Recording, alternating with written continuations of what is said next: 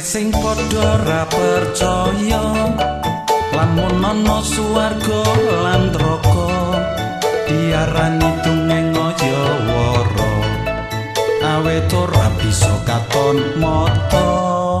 Jatine ana sadurunge jagat ini tahlan isine prayogane becik pracaya Gusti Yesus dalan ing swarga.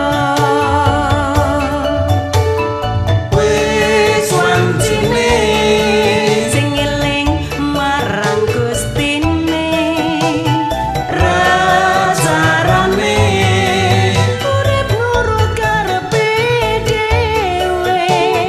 rumangsa Kita kabeh wis gawe dosa mratopato Gusti paring pangapura.